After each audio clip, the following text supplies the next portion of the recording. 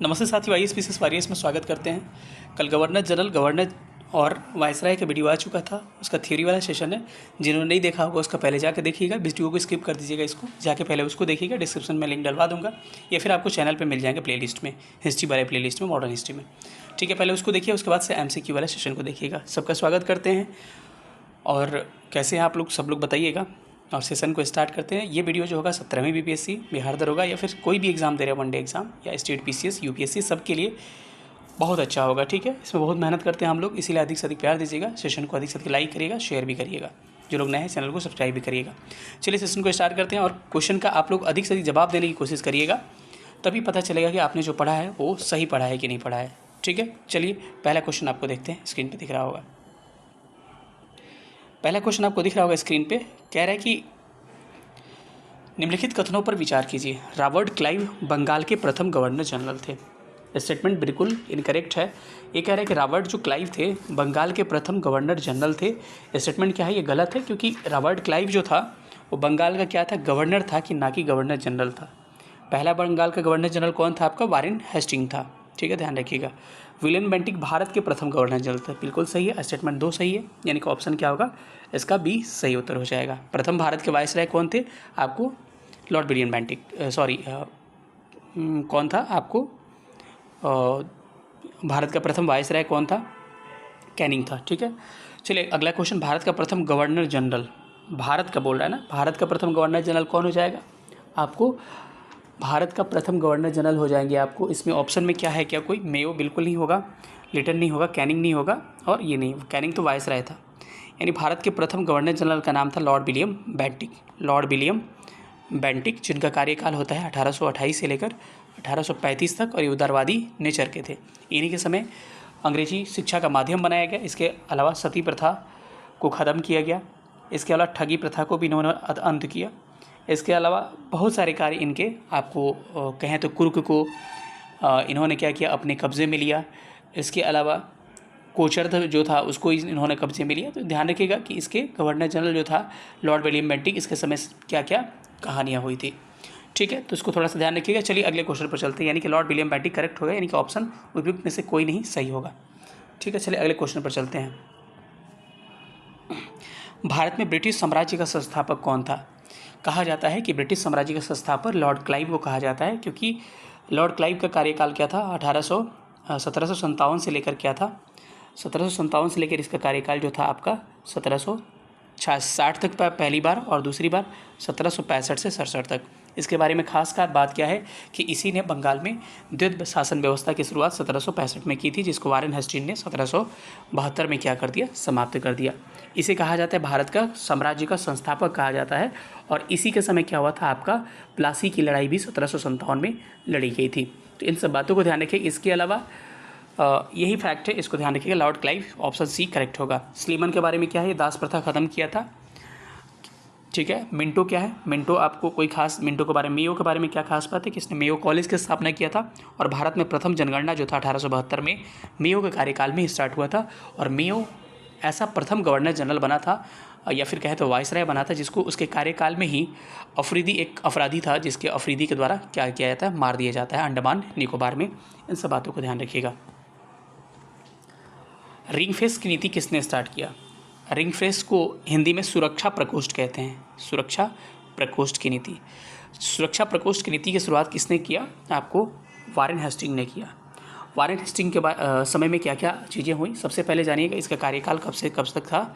1774 से लेकर 85 तक क्या था इसका कार्यकाल था, जिसमें कि इसने रिंग फेंस नीति की शुरुआत की। 1772 में द्वैध शासन को क्या किया, समाप्त किया। 1780 में भारत का प्रथम अखबार जो था द बंगाल गजट इसी के समय प्रकाशित हुआ, अगस्तन हिक्की के द्वारा किया गया था। 1781 में कोलकाता में प्रथम मदरसा की स्थापना की जाती है। 1784 में the Asiatic Society of Bengal की स्थापना की जाती है। 1774 में इसी के समय एक सर्वोच्च न्यायालय की स्थापना की जाती है, जिसका न्यायाधीश कौन था, एलिजा एम्फे था, और 3 अन्य न्यायाधीश हुआ करते हैं। इसने गीता का अंग्रेजी में अनुवाद किया था, चार्ल्स विल्किंसन के सहयोग विल्किंसन ने किया था इसी के कार्यकाल में। और अभिज्ञान शकुंतलम का अंग्रेजी अनुवाद इसी के टाइम पे किया गया था। किसने किया था आपको, विलियम जोन्स ने किया था।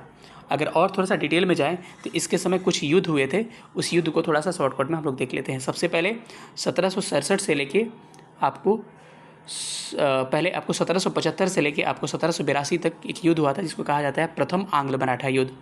इसी के समय द्वितीय आंग्ल मैसूर युद्ध भी हुआ था 1780 से लेके 84 में, और 84 में कौन सी संधि हुई थी? मैंगलोर की संधि हुई थी। ठीक है, तो इसको थोड़ा सा ध्यान रखिएगा। प्रथम आंग्ल मराठा युद्ध के समय कौन सी? 1782 में सालबाई की संधि हुई थी। कौन? सालबाई की संधि हुई थी। इसका करेक्ट आंसर क्या हो जाएगा? ऑप्शन करेक्ट हो जाएगा, Warren Hastings is correct answer. ठीक है, डलहौजी के बारे में भी आगे हम लोग बात करेंगे, इसके बारे में जब आएंगे तब। ठीक है, क्योंकि लंबा हो जाएगा वीडियो थोड़ा सा। अगला क्वेश्चन कह रहे हैं निम्नलिखित में से किसने बंगाल में द्वैत शासन यानी कि ड्यूअल गवर्नमेंट को समाप्त किया? समाप्त स्टार्ट किसने किया? क्लाइव किया था। कब? 1765 में। लेकिन ख़त्म किसने किया था? वारेन हेस्टिंग ने। तो ऑप्शन क्या हो जाएगा? सी करेक्ट हो जाएगा। कार्नवालिस की खास बात क्या है कि कार्नवालिस ने बहुत सारा काम किया था। थोड़ा सा आगे कार्नवालिस के बारे में हम लोग आगे थोड़ा सा बात करेंगे। चलिए पहले इसको आगे बढ़ते हैं हम लोग। निम्नलिखित में से किस पर ब्रिटिश साम्राज्य संसद में महाभियोग चला था?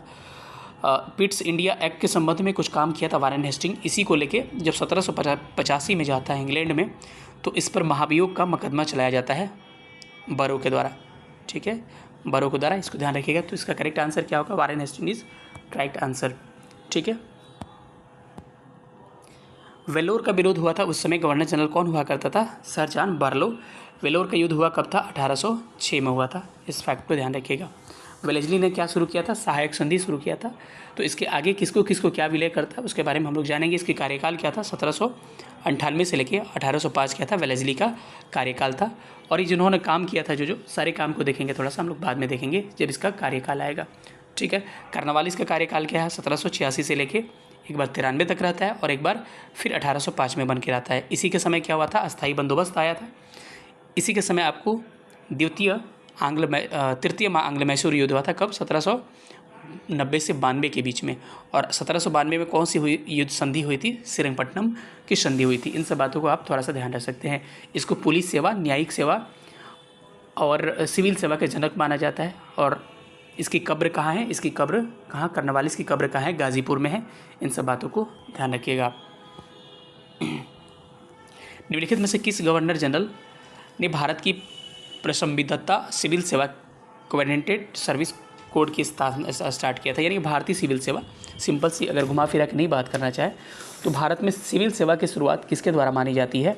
तो भारत में सिविल सेवा की शुरुआत आपको कार्नवालिस के द्वारा मानी जाती है। इसने सिविल सेवा की शुरुआत की, इसके बाद पुलिस सेवा की शुरुआत की, इसके अलावा इसने न्यायिक सेवा की भी शुरुआत की। तो ध्यान रखिएगा। इसी के समय 1793 में अस्थायी बंदोबस्त आया था। इसी के समय 1790 से लेकर 92 में तृतीय आंग्ल मैसूर युद्ध हुआ था, जिसमें 1792 में श्रीरंगपट्टनम की संधि हुई थी। इन सब बातों को आप फोकस करिएगा। चलिए अगले क्वेश्चन पर आते हैं। लॉर्ड कार्नवालिस की कब्र कहाँ है? अभी मैंने कब बोला था कि इसकी कब्र कहाँ है? गाजीपुर में इसकी कब्र है। कार्नवालिस की ऑप्शन ए करेक्ट हो जाएगा। सहायक संधि को स्वीकार करने वाला पहला शासक कौन था? इसमें देखिए बड़ा सस्पेंस होता है। ये पूछा है कि सहायक संधि स्वीकार करने वाला पहला शासक का नाम पूछा है। तो एक पूछता है कि भारतीय शासक, एक पूछता है शासक। तो इसको हम लोग थोड़ा सा कंफर्म करेंगे कि वेलेस्ली क्या बोल रहा है? सहायक संधि बोला है, नॉट वेलेस्ली की सहायक संधि। तो सहायक संधि स्वीकार करने वाला पहला शासक का अवध का नवाब था। अवध का नवाब था जिन्होंने पहली बार सहायक संधि को स्वीकार किया था। लेकिन चूंकि माना जाता है कि सहायक संधि की शुरुआत डुप्ले ने किया था।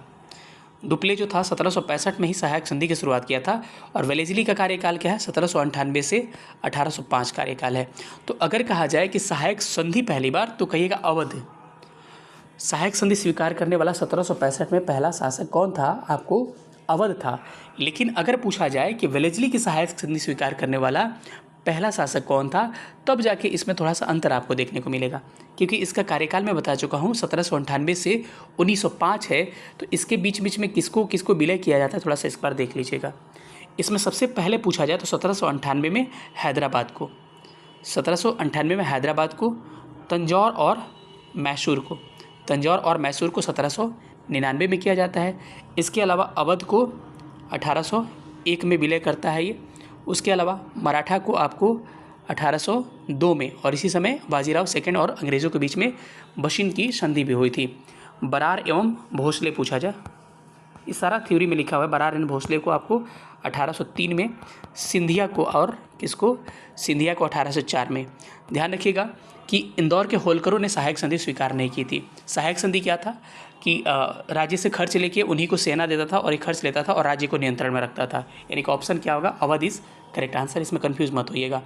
सहायक संधि को किसके काल में क्रियान्वित किया गया? तो आपको पता है कि सहायक संधि को किसके कार्यकाल में क्रियान्वित किया गया? तो वेलेस्ली के कार्यकाल में किया गया। कब भाई?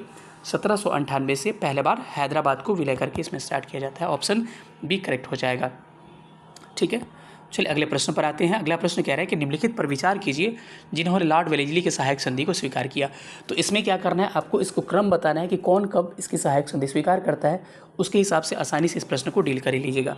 पहला क्या होगा, 1798 कौन स्वीकार करता है भाई? हैदराबाद स्वीकार करता है। मैसूर और तंजौर कब स्वीकार करते हैं? 1799 में। अवध की बात करें, अवध कब करता है? 1801 में। और सिंधिया कब करता है? 1804 में। तो इसका अगर क्रम देखा जाए तो 1 2 3 4 ही क्या होगा, इसका सही उत्तर हो जाएगा। Option A is right. ये बहुत इंपॉर्टेंट है, इस तरह के प्रश्नों को थोड़ा सा देख लीजिएगा, सबका कब कब सहायक संधि हुआ था। उस समय जब नेपोलियन की शक्ति के सामने यूरोप में साम्राज्य धाराशाही हो गए थे, नीचे दिए गए गवर्नर जनरल में भारत का ब्रिटिश का पताका फहराया। मतलब कि नेपोलियन के समय ब्रिटिश लोग उधर धाराशाही हो रहे थे, तो भारत में एक गवर्नर था जिसने अपना पताका फहराया था। उसका नाम क्या था? वेलेस्ली इसका नाम था। क्या नाम था? वेलेस्ली इसका नाम था। अपने आप को बंगाल का शेर कहता था। बंगाल का ये शेर अपने आप को बोलता था। इस बात को भी आपको थोड़ा सा गौर करना है।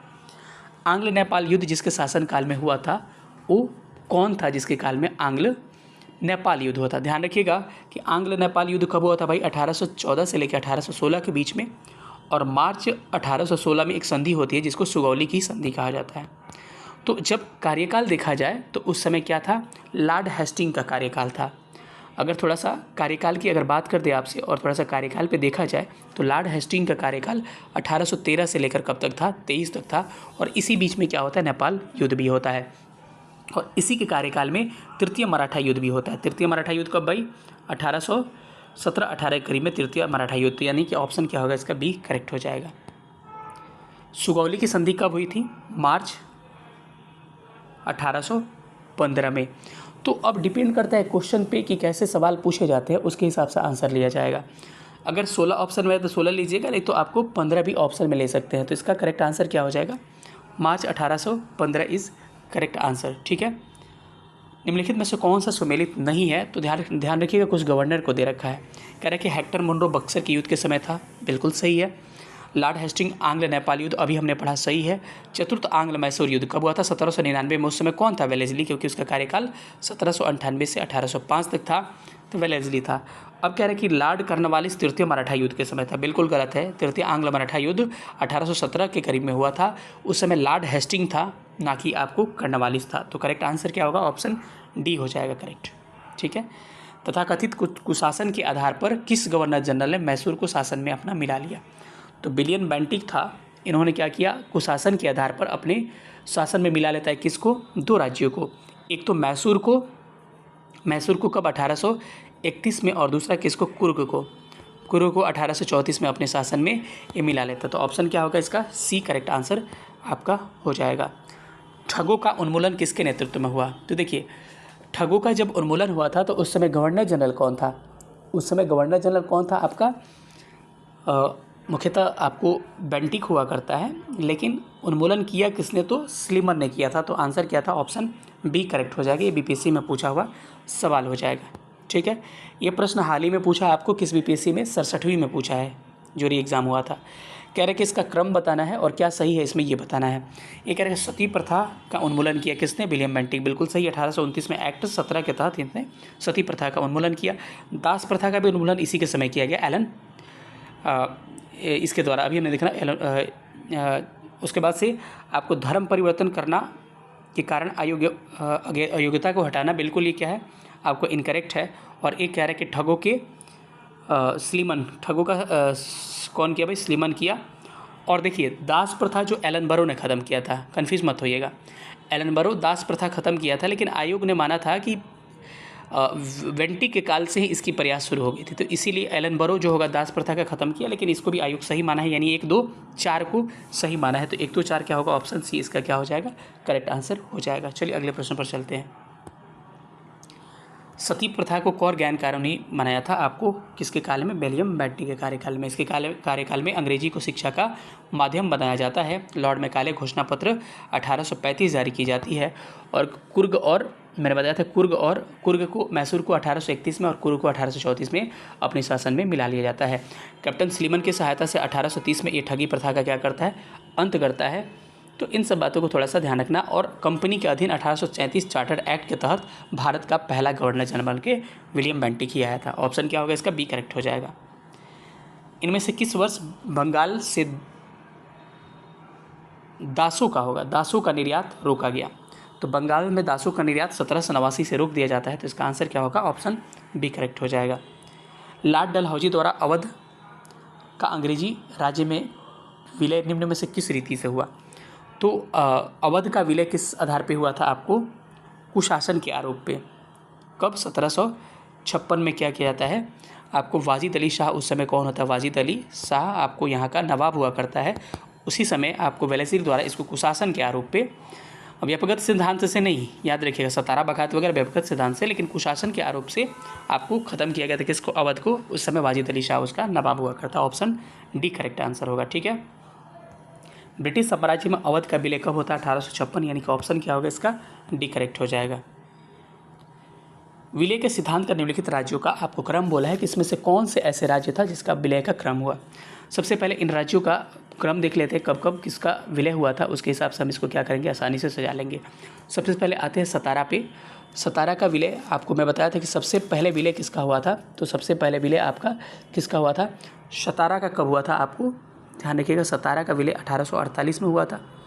झांसी का कब हुआ था? झांसी का आपको 1853 में हुआ था।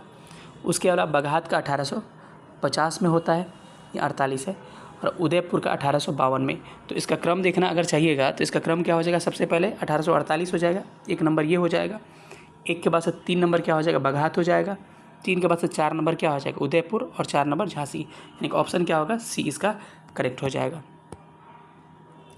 निम्नलिखित में से किसने विलय की नीति नियोजित यानी क्रियान्वित की थी? क्या नाम था इसका?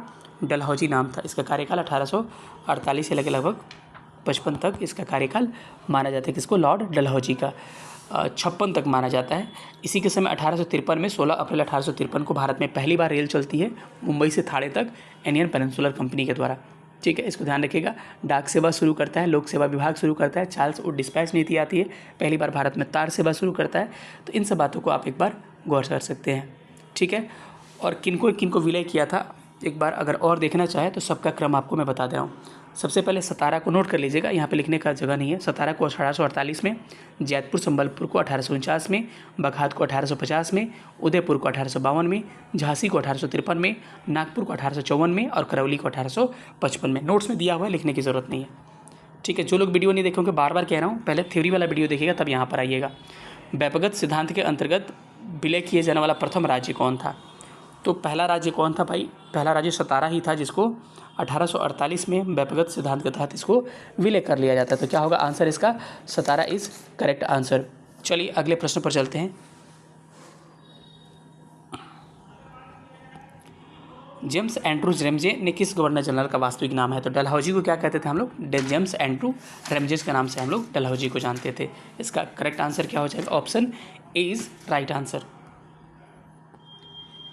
अंग्रेजों द्वारा सिंध विलय कब किया गया था? 1843 में अंग्रेजों द्वारा सिंध का विलय किया गया था। उस समय एलन बरो था। एलन बरो ने ही आपको क्या किया था? दास प्रथा को ख़त्म किया था पूरी तरह से, और एलन बरो के समय ही रविवार की छुट्टी भी समाप्त की गई थी। ठीक है, तो इसको बात ध्यान रखिएगा। सिंध का विलय 1843 में एलन बरो के द्वारा की जाती है। किसने सिंध विजित कर उसका अधिकरण किया था? तो आपको क्या हो जाएगा? यहाँ आंसर नेपियर हो जाएगा, क्योंकि किया कौन था उस समय? एलन बरो क्या था? एलन बरो गवर्नर था, लेकिन इसका क्या था? आपको कौन हुआ करता है उस समय? करता कौन है? नेपियर करता है।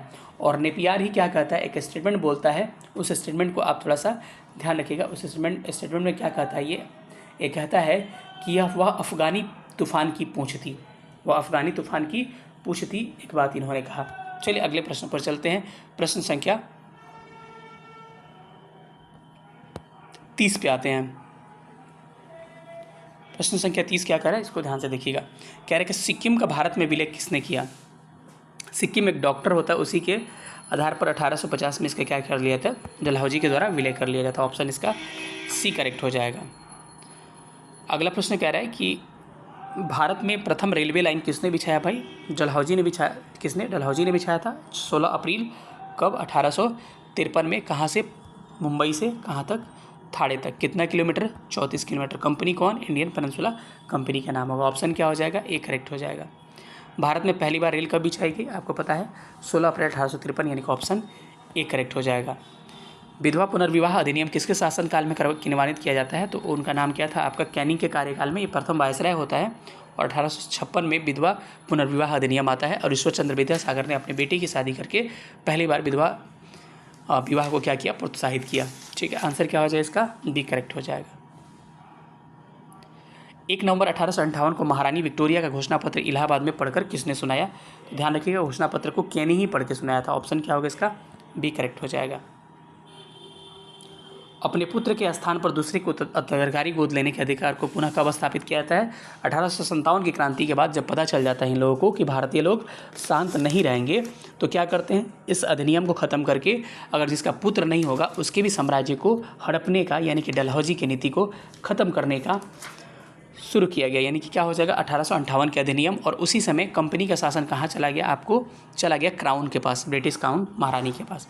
ठीक है, महारानी विक्टोरिया भारत की सामग्री कब नियुक्त की जाती है, इंपॉर्टेंट प्रश्न है। एक बार पूछा है इसको कि भारत की महारानी विक्टोरिया कब नियुक्त की जाती है, तो इस प्रश्न पे ध्यान रखिएगा। इसका करेक्ट आंसर क्या होगा, इसका 1877 इस करेक्ट आंसर हो जाएगा। ठीक है, निम्नलिखित में से किस गवर्नर जनरल ने भारत में दास प्रथा को समाप्त किया था, तो उस गवर्नर जनरल का नाम क्या था जिसने दास प्रथा को ख़त्म किया था, उसका नाम था एलन बरो ने दास प्रथा को ख़त्म किया था। ठीक है, ठगों का दमन किसने किया था, स्लीमन ने विलियम बेंटी के समय। ठीक है, अब कह रहे हैं कि कौन सा स्टेटमेंट इसमें इनकरेक्ट है, उसको छांटना है। कर्नवालिस के समय अस्थायी बंदोबस्त 1793 बिल्कुल सही है। लॉर्ड वेलेस्ली सहायक संधि बिल्कुल सही है। डलहौजी के समय व्यवस्था बिल्कुल सही है। लॉर्ड कैनिंग उच्चतम निष्कर्षता सिद्धांत जो था लॉरेंस का था, आपको ना कि आपको कैनिंग का था, तो क्या हो जाएगा, डी इनकरेक्ट है इसमें। निम्न में से कौन सुमेलित नहीं है, फिर आपको इनकरेक्ट छांटना है। चलिए छांटते हैं हम लोग। इसमें इनकरेक्ट क्या हो जाएगा, लॉर्ड कर्नवालिस अस्थायी बंदोबस्त बिल्कुल सही है। लॉर्ड वेलेस्ली सहायक संधि बिल्कुल सही है। लॉर्ड जानसोर आंग्ल नेपाल बिल्कुल नहीं, लॉर्ड हेस्टिंग था उस समय। ठीक है, लॉर्ड हेस्टिंग के समय तृतीय आंग्ल मराठा युद्ध 1817-18 बिल्कुल सही है, क्योंकि हेस्टिंग का कार्यकाल 1813 से 23 था। इसका करेक्ट आंसर क्या होगा, option C is correct answer. निम्नलिखित में से कौन सा इनकरेक्ट है, फिर ये पूछ रहा है, तो इनकरेक्ट क्या हो जाएगा, बोल रहा है कि निम्नलिखित में से कौन सा, कर्नवालिस के समय क्वेश्चन सेम आ गया। ठीक है, तो थोड़ा सा आगे बढ़ जाते हैं। भारत में अंग्रेजों के समय प्रथम जनगणना कब हुई थी, ध्यान रखिएगा कि मेयो के कार्यकाल में 1872 में अंग्रेजों के समय प्रथम बार जनगणना, लेकिन नियमित जनगणना रिपन के कार्यकाल में 1881 से प्रारंभ होता है। ठीक है, अफगानिस्तान के प्रति आक्रामक नीति किसने अपनाई, तो ये प्रश्न थोड़ा सा घुमा फिरा कर पूछता है कि अफगानिस्तान के प्रति आक्रामक नीति किसने अपनाई या फिर जोश भरी अग्र फॉरवर्ड नीति किसने अपनाई, तो कौन था भाई, वो लिटन था। इसका आंसर क्या हो जाएगा, Lytton is correct answer. Lytton का कार्यकाल 76 से 80 था। कार्यकाल क्या था, 1876 से 80 इसका कार्यकाल था। और इसके कार्यकाल में कुछ कुछ चीज़ें होती है, उसको थोड़ा सा एक बार हम लोग शॉर्टकट में देख लेते हैं। इसको ओवर मेडिसिन कहा जाता है क्योंकि उपन्यासकार था, निबंध लेखक था और साहित्यकार था। अफगानिस्तान के लिए ये नीति चलाता है। इसी के समय आपको 1878 में आपको वर्नाकुलर प्रेस एक्ट शुरू किया जाता है। भारत शस्त्र अधिनियम इसी के समय आता है और अलीगढ़ में एक मुस्लिम एंग्लो प्राच्य विद्यालय की स्थापना इसी के समय की जाती है। कौन भारत का वायसराय सबसे दीर्घकाल तक रहा था, बहुत अच्छा प्रश्न है। सबसे पहले देख लीजिएगा कि इसका आंसर क्या होने वाला है। सबसे पहले कर्जन को देखिएगा, इसका कार्यकाल था 1899 से लेकर, कार्यकाल भी याद हो जाएगा आपको, 1899 से लेकर 1905 तक। कितना साल हुआ भाई, 7 वर्ष हुआ। ठीक है, लॉर्ड डफरिन का कार्यकाल 1884 से लेकर कब तक था, 1888, कितना साल, 4 वर्ष तक। लॉर्ड हार्डिंग का कार्यकाल 1910 से लेकर 16 तक था, यानी कि 6 वर्ष लगभग। लॉर्ड मेयो का कार्यकाल 1869 से लेकर कब तक था, 72, यानी कि 3 साल। यानी कि कर्जन का कार्यकाल सबसे ज़्यादा था। इसी के समय बंगाल विभाजन हुआ था, इसी के समय आपको स्मारक अधिनियम आया था, बहुत सारे इंपीरियल एक्ट आया था, इसी के समय बहुत सारा एक्ट इसके समय लाया गया था। विश्वविद्यालय अधिनियम भी 1904 में इसी के अंतर्गत आया था। भारत में स्थानीय स्वशासन का जनक कौन कहा जाता है, रिपन। रिपन ने भारत में 1882 में स्थानीय शासन की शुरुआत की थी। इसका कार्यकाल कब 1880 से 84 इसका कार्यकाल है और एक उद्धारक माना जाता है, भारत के लिए अच्छा काम करता है। पहली के बार नियमित जनगणना 1881 में यही करवाता है। इल्बर्ट बिल इसी के समय पारित किया जाता है। इल्बर्ट बिल 1883 में इसी के समय पास किया जाता है। हंटर आयोग 1882 में इसी के समय गठित किया जाता है। स्थानीय स्वशासन का जनक माना जाता है और फ्लोरेंस नाइटिंगेल ने इसको भारत का उद्धारक का संज्ञा देता है। ठीक है, इल्बर्ट बिल विवाद से संबंधित क्या है, पहले जान लीजिए इल्बर्ट बिल था क्या। इल्बर्ट बिल था क्या, इस पहले कंसेप्ट को समझ लीजिए, तब आप इसको आसानी से इस प्रश्न को आप डील कर सकते हैं। इल्बर्ट की बिल क्या था कि यूरोपीय लोग थे उनका केवल मुकदमा यूरोपीय जस्टिस यानी कि यूरोपीय न्यायाधीश ही सुन सकते थे। तो इल्बर्ट बिल में क्या किया गया, पूरा खोल दिया गया, चाहे भारत का न्यायाधीश हो यूरोपीय न्यायाधीश हो, आपको सबका मुकदमा सुन सकता है। इसी के लिए विरोध किया गया था। आया कब था, 1883 में इल्बर्ट बिल आया था। और इल्बर्ट बिल में क्या था जानिएगा, इसमें क्या था, भारतीय द्वारा, इल्बर्ट बिल में क्या था, भारतीय द्वारा, कहाँ चला गया, इल्बर्ट बिल में एक्चुअली क्या था कि यूरोप के लोगों के मामले की सुनवाई करने के लिए भारतीय न्यायाधीशों पर लगाई गई योग्यता को हटाना, यानी कि अयोग्य माना जाता भारतीय लोगों को कि यूरोप के लोगों का मुकदमा नहीं देख पाएंगे। लेकिन इल्बर्ट बिल में क्या किया गया था कि भारतीय न्यायाधीश भी क्या करेंगे, विदेशों के मुकदमे देख सकते हैं। तो यहाँ पे भेदभाव खत्म किया जाता है। 1883 में इल्बर्ट बिल आता है, तो इसका क्या होगा, सी करेक्ट आंसर हो जाएगा। भारत में उपनिवेशी शासन के संदर्भ में 1883 में पारित इल्बर्ट बिल का उद्देश्य क्या था, थोड़ा छोटा करते हैं। 1883 के इल्बर्ट बिल का उद्देश्य क्या था, थोड़ा सा इसको उद्देश्य को जानते हैं कि इसका एक्चुअली उद्देश्य था क्या। ठीक है, तो इसका उद्देश्य क्या था कि जहाँ तक अदालतों की दंडिक अधिकारी का संबंध है, भारतीय तथा यूरोपीय लोगों को बराबरी कर रोकना नहीं था, बराबरी करना था। प्रशासनिक सेवा परीक्षाएं बिल्कुल ये नहीं होगा। देश प्रेसी स्वतंत्रता पर अंकुश लगाना ये भी नहीं होगा। आर्म्स एक्ट में संशोधन, जहाँ तक अदालतों के दंडित अपराधी का संबंध था, भारतीय तथा यूरोपीय लोगों में क्या बराबरी को रोकना क्या था इल्बर्ट बिल का, ये क्या था, ऑप्शन क्या है उसका, ऑप्शन इसका ए इसमें राइट हो जाएगा, यानी करेक्ट आंसर क्या हो जाएगा, ए राइट हो जाएगा। ठीक है, किसकी पदावधि में महिलाओं को बच्चों को कार्यावधि घंटे के सीमित किए गए तथा स्थानीय प्रशासक को नियम बनाने के लिए प्राधिकृत किया। एक 1881 में क्या आता है आपका, फैक्ट्री एक्ट आता है, किसके समय, रिपन के कार्यकाल में। फैक्ट्री एक्ट में क्या किया जाता है कि इस अधिनियम के तहत 7 वर्ष से कम के जो बच्चे होंगे उसको फैक्ट्री में काम करने के लिए इसको रोक दिया जाता है। इसके अलावा जो 7 से 12 वर्ष के लोग होंगे मैक्सिमम 9 घंटे काम कर सकते हैं। तो ये सब प्रावधान आया था, फैक्ट्री एक्ट आया था कारखाना अधिनियम 1881 में। उस समय कौन था, रिपन, यानी कि ऑप्शन इसका सी करेक्ट हो जाएगा। अब क्या करना है, कुछ यहाँ पर मिलान दिया गया है, इसको आपको क्या करना है, सुमेलित करना है। तो चलिए आप हम लोग मिलके इसको क्या करते हैं, मैचिंग करते हैं। सबसे पहले कह रहा है कि डलहौजी, ठीक है, डलहौजी क्या होगा भाई, व्यवगत सिद्धांत, ए का डी हो जाएगा, 2 ऑप्शन में है बस। लॉर्ड विलियम बेंटिक क्या होगा आपको, सती प्रथा निषेध, ये हो जाएगा। लॉर्ड रिपन क्या होगा, स्थानीय स्वशासन, ये हो जाएगा। और बंगाल विभाजन कर्जन, यानी कि मुझे लग रहा है कि इसका आंसर क्या होगा, ऑप्शन ए इसका क्या होगा, करेक्ट आंसर हो जाएगा। भारतीय पुरातत्व सर्वेक्षण की स्थापना किसने की, बड़ा इसमें डाउट होता है कि भारतीय पुरातत्व सर्वेक्षण की स्थापना किसके द्वारा की जाती है, कर्जन के कार्यकाल में। कर्जन के कार्यकाल में ही बंगाल विभाजन किया जाता है। कर्जन के कार्यकाल में ही पुरातत्व सर्वेक्षण विभाग की स्थापना होती है। कर्जन के कार्यकाल में ही 1904 में किसकी स्थापना होती है, विश्वविद्यालय, भारतीय विश्वविद्यालय अधिनियम आता है। इसी के कार्यकाल में 1904 में प्राचीन स्मारक संरक्षण अधिनियम आता है। इसी के कार्यकाल में 1901 में इम्पीरियल कैडेट क्राफ्ट्स आता है।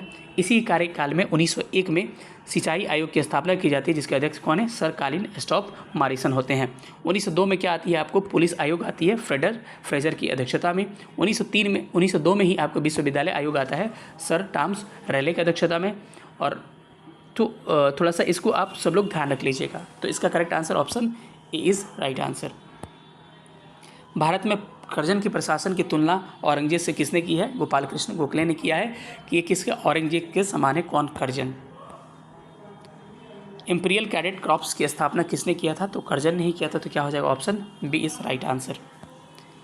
भारत में ब्रिटिश साम्राज्य के दौरान वायसरायों पर विचार करिए, इसका क्रम सजाना है, विचार आचार क्या करना है। तो चलिए इसका क्रम को सजाने की हम लोग कोशिश करते हैं कि कौन सा वायसराय कब किसके कार्यकाल में आता है और कब इसका कार्यकाल सुमेलित होगा।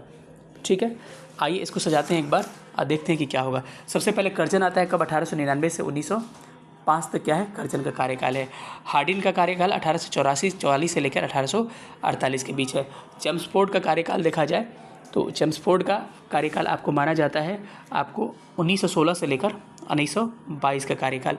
वही इरविन का कार्यकाल माना जाता है 1926 से लेकर 1931 का कार्यकाल। तो अगर इसको हम लोग सजाते हैं तो सजाने के क्रम में आप लोग देखिएगा तो इसमें ऑप्शन निकल के क्या आता है आपको, सबसे पहले क्या आएगा, कर्जन आएगा यानी कि 1 आएगा, उसके बाद से हार्डिंग आता है 2 आएगा, उसके बाद से 3 आएगा, उसके बाद से क्या आएगा 4 आएगा, यानी कि सब बराबर दे रखा है, यानी कि ऑप्शन ए करेक्ट होगा कि ABCD यानी कि 1 2 3 4 इज़ करेक्ट आंसर। इसमें से किस गवर्नर जनरल ने सबसे पहले पृथक निर्वाचन मंडल की स्थापना की? पृथक निर्वाचन मंडल यानी कि मुसलमानों के लिए निर्वाचन, मार्ले मिंटो सुधार 1909 में आता है। उस समय गवर्नर जनरल कौन हुआ करता है? उस समय गवर्नर आपको मार्ले मिंटो ही हुआ करता है। उसी समय मुसलमानों के लिए पृथक निर्वाचन की स्थापना 1909 में की जाती है। इस सुधार को मार्ले मिंटो सुधार कहा जाता है। इसी के समय सूरत विभाजन होता है आपको 1907 में। इसी के समय मुस्लिम लीग की स्थापना होती है 1906 में। तो इसका करेक्ट आंसर क्या होगा? मिंटो इज करेक्ट आंसर, यानी कि ऑप्शन इसका डी क्या हो जाएगा? ऑप्शन डी इसका राइट आंसर होगा। Minto is right answer. 54 number question, निम्नलिखित में से कौन सा भारत में एकमात्र यहूदी वायसराय था? क्या हो जाएगा? लॉर्ड रीडिंग क्या था? भारत का एकमात्र यहूदी वायसराय था। अच्छा, चेम्सफोर्ड के कार्यकाल के बारे में अगर बात करें, आपको चेम्सफोर्ड के कार्यकाल के बारे में, यहूदी वायसराय था, ये हो ही गया। तो क्या हो जाएगा इसमें? रीडिंग क्या था? एक यहूदी वायसराय था। और इसका रीडिंग का कार्यकाल देखा जाए अगर, तो रीडिंग का कार्यकाल है 1921 से लेकर 26 कार्यकाल था। इसके समय क्या हुआ था? 1921 में क्या हुआ था? केरल में मोपला विद्रोह हुआ था। 5 फरवरी 1922 को चौरा चौरी कांड हुआ था। 1923 में स्वराज पार्टी की स्थापना हुई थी। थोड़ा सा चेम्सफोर्ड का भी कार्यकाल इंपॉर्टेंट है, उसको देख ले कि उसके कार्यकाल में क्या क्या चीज़ें हुई थी। उसका कार्यकाल क्या था? 1916 से 21 तक कार्यकाल था। इसी के समय कांग्रेस का लखनऊ अधिवेशन 1916 में। इसी के समय आपको शिक्षा पर सडलर आई 1917 में। इसी के समय रॉलेट एक्ट 1919 में। इसी के समय जालियांवाला बाग हत्याकांड 13 अप्रैल 1919 को। इसके समय खिलाफत आंदोलन 1919 में। इसी के समय असहयोग आंदोलन 1920 में। तो सब इसको ध्यान रखिएगा। इसी के समय तीव्र आंग्ल अफगान युद्ध 1919 में। ये सारा ध्यान रखिएगा, तभी आपके प्रश्न बन पाएंगे। चेम्सफोर्ड इंपॉर्टेंट है। प्रश्न का थोड़ा सा लाइनिंग इधर उधर हो गया है, 1 नंबर आ गया, कोई बात नहीं, आप लोग मैनेज करिएगा। कह रहे हैं कि निम्नलिखित में से कौन सा युग में सुमेलित नहीं है? ठगों का दमन विलियम बेंटिक के समय किया जाता है, बिल्कुल सही है। एल्बर्ट बिल रिपन के समय, रिंगफेस हेस्टिंग, वरना कुलर पेस्ट एक्ट कर्जन नहीं है भाई, कौन है? लिटन है। वरना कुलर पेस्ट एक्ट आया था 1878 में, उस समय लिटन हुआ करता है। नंबरिंग गड़बड़ हो गया, थोड़ा सा ध्यान रखिएगा, 1 नंबरिंग गड़बड़ हुआ है बस। चलिए अगले प्रश्न पर हम थोड़ा सा गौर करते हैं। ब्रिटिश भारत में की राजधानी का कलकत्ता से दिल्ली हस्तांतरण कब किया जाता है? तो ब्रिटिश भारत में राजधानी का कलकत्ता से हस्तांतरण कब होता है? उस समय सबसे पहले याद रखिए कौन था भाई? उस समय हार्डिंग था। हार्डिंग उस समय हुआ करता है। और 12 दिसंबर 1911, ध्यान रखिएगा, 12 दिसंबर 1911 को दिल्ली दरबार का आयोजन किया जाता है और ब्रिटेन का राजा जॉर्ज पंचम आता है। और इसी समय बंगाल विभाजन रद्द करके 1912 में भारत की राजधानी कोलकाता से दिल्ली स्थानांतरित की जाती है। आंसर क्या हो जाएगा? इसका आंसर हो जाएगा आपको हार्डिंग इज करेक्ट आंसर। और हार्डिंग के कार्यकाल में ही एक और काम हुआ था कि BHU का इसको कुलाधिपति नियुक्त किया गया था 1916 में, और उद्घाटन भी इसी ने BHU का किया था। ऑप्शन क्या होगा? 20 का करेक्ट हो जाएगा। भारत का अंतिम वायसराय कौन था? बहुत ही अच्छा प्रश्न है कि भारत का अंतिम वायसराय कौन था। तो याद रखिएगा कि माउंटबेटन जो था भारत का अंतिम वायसराय था। और आज़ादी के पहले प्रथम गवर्नर जनरल भी कौन था? यही था, माउंटबेटन। ठीक है, चलिए अगले प्रश्न पर आते हैं। स्वतंत्र भारत के पहले भारतीय गवर्नर जनरल कौन थे? तो याद रखिए C राजागोपालाचारी। ऑप्शन ये हो जाएगा कि स्वतंत्र भारत के पहले जो गवर्नर थे आपके C राजागोपालाचारी हुआ करते हैं। भारत के प्रथम एवं अंतिम गवर्नर जनरल कौन थे? भारत के मतलब भारतीय की बात कर रहा है। तो प्रथम और आखिरी गवर्नर जनरल भारतीय कौन थे? आपको C राजागोपालाचारी। ऑप्शन इसका C नहीं होगा, यहाँ B लिखा होगा, C जो भी होगा इसको करेक्ट मानिएगा। कैसा लगा सेशन सब लोग बताइएगा। ये आखिरी क्वेश्चन था जहाँ तक कि मुझे लग रहा है। सेशन देखने के लिए सबको थैंक यू सो मच। और सब लोग अगर सेक्शन थ्योरी वाला नहीं देखे होगा तो पहले उसको देख लीजिएगा, उसके बाद आइएगा इस क्वेश्चन वाले सीरीज़ पे। अधिक से अधिक वीडियो को शेयर करिएगा। और लाइक करने में कुछ नहीं जाता तो भाई लाइक क्यों रोकते हो? जितना व्यूज़ आ रहा है कम से कम उसके आसपास लाइक्स भी होने चाहिए, आपको प्यार दिखाना चाहिए। मिलेंगे किसी अगले वीडियो में, तब तक अपना ख्याल रखिएगा। सेशन देखने के थैंक यू सो मच। जय हिंद।